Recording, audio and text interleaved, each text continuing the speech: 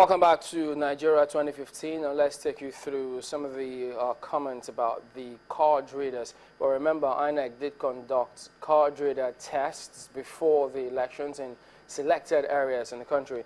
Well, they did say that there were four major reasons why that test was conducted in those areas. Let's run you through some of those now. The first was to verify that the permanent voter cards presented by voters at the polling units was to ensure that they are genuine and that INEC issued not cloned cards. From the reports on Saturday's exercise, they say they achieved that to 100%. Well, the second reason was to biometrically authenticate that the person who represents a PVC at the polling unit and ensure that he or she is the legitimate holder of the card. In this regard, there were a few issues, INEC says, that in some states during the public demonstration.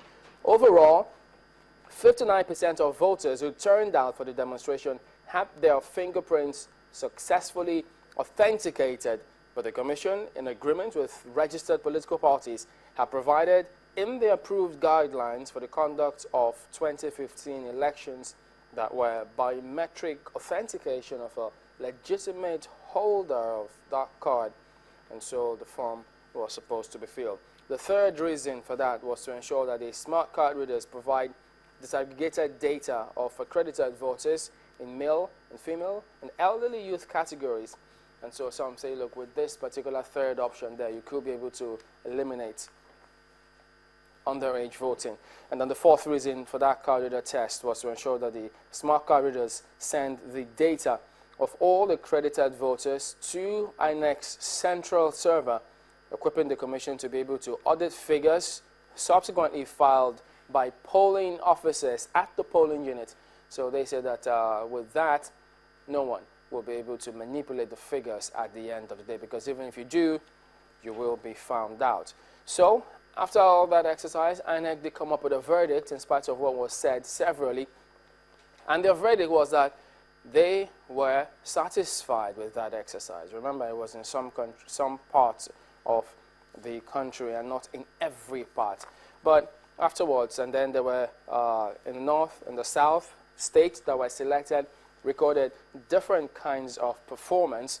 If we take a look at some of the performance both up north and down south, in terms of the graphic representation now, let's pick Nasarawa. Nasarawa, as we see here, you had a total number of those who were able to complete their accreditations on that test on the day, 356 of them, but those who actually came, there were 998. So on the whole, they had 64.3% failure rate with that demonstration, the field test of the card readers and the PVCs, as it were.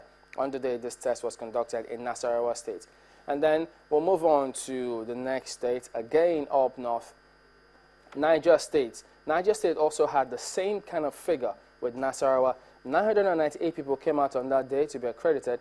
356 of them were those who successfully completed their accreditation, giving us the same percentage as that of Nasarawa. 64.3% couldn't move any further. They had a big challenge, and so the Commission was expected to go back and correct all of those. But then, Kano also had that test on the day, but they had 2,910 that came out on that day for that field test. Of this 2,910, 1,378 eventually succeeded in that test, and that was a failure rate of 52.6% on the day in the north with that smart card reader test. And then let's come down south. Looking down south, you see Lagos. Lagos had 91.4%, over 91, yeah, that's the success rate of that smart card reader test. But in Lagos, you only had 694 people who came up to get accredited, and you had 634 that successfully completed theirs. So other than Lagos, we also had Rivers, which featured down south. Rivers had 923 people that came forward to get themselves accredited. Of this figure, 753 were the figure of those who successfully completed theirs, given a success rate of over 81%, and then the failure rate of 18.4%. And so that's the figure of some of those states that were selected to conduct that test, field test, because INEC did say earlier they had conducted simulations of the card readers to test the functionality of all of those tests. So today is the big day. Today is the day that they actually go out, cast their votes, and see whether or not all those tests had been corrected. But now we had the big announcement where if the card reader failed in your polling unit, they were instructed to see, just go ahead with the manual registration. Well, in the studios now we'll have Eddie Oderi, the deputy editor of This Day newspapers, on my extreme left. And then we also have Malachy, a legal practitioner and Channel TV's in-house consultant. Thank you for coming on, gentlemen. I'm delighted to be here. Thank you. It's good to have you. Just before we bring them on, we have Pastor Paul Adefaras, the head pastor, House on the Rock Church in Lagos, talking to us over the phone. Hello, Pastor Paul. Okay, we lost that. We'll bring him on. We'll bring him back on in the course of the show. Gentlemen, welcome. Thank you again. Mr. Kumadu, you have been in the field. Before we bring you in to look at the figures, Chamberlain's been, in a way, we're reading out the figures and the statements of INEC. I was like, yes, indeed. You know, that, who was it? Babajide was saying it yesterday, the consistency of INEC, their readiness, their preparedness for this. But Malachy, you were in the field, and how would you describe the process?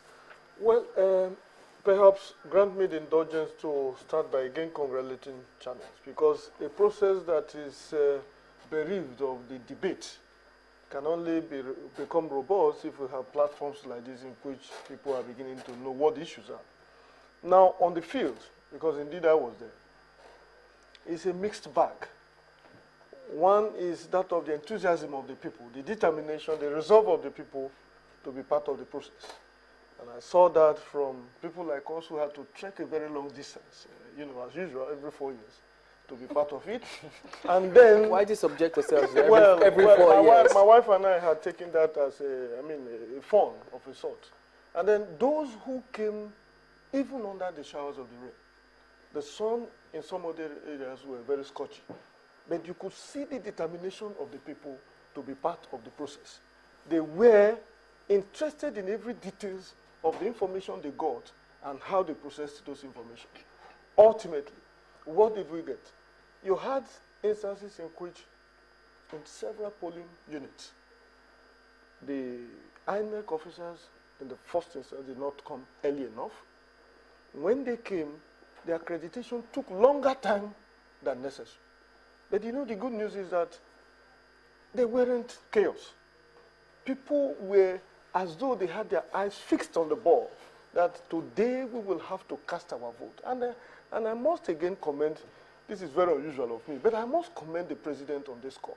You would see that his comments, after his own experience in Otoke, had a percolating effect on how people generally responded to it. Because after 30 minutes, and after the use of about 4 card readers, Mr. President came out and continued to admonish the people and say, look, if we have come this far, if we have waited this long, a little more sacrifice will not be too much, just so that we get this thing right. I think that was very statemently, and that was also part of what has calmed nerves.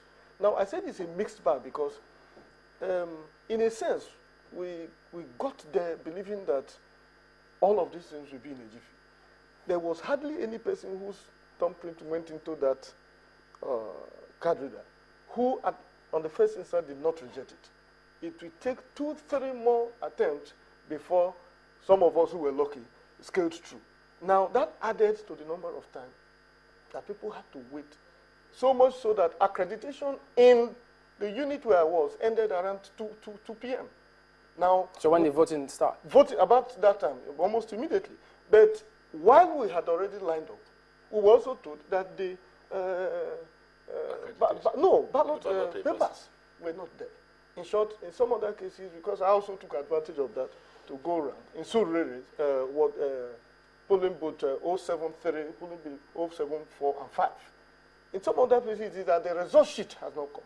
Indeed, when they came, because you know you have to, at the back of those ballot papers, they had to stamp and sign.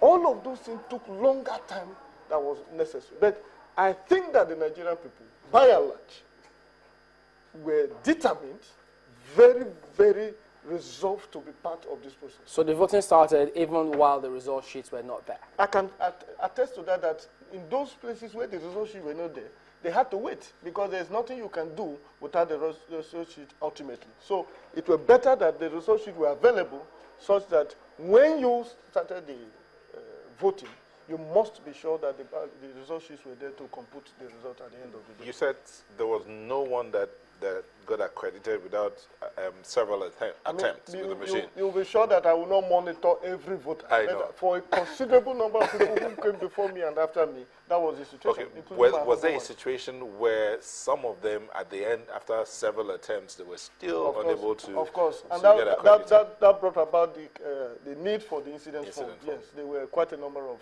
them there. I could count about 4 in my own unit.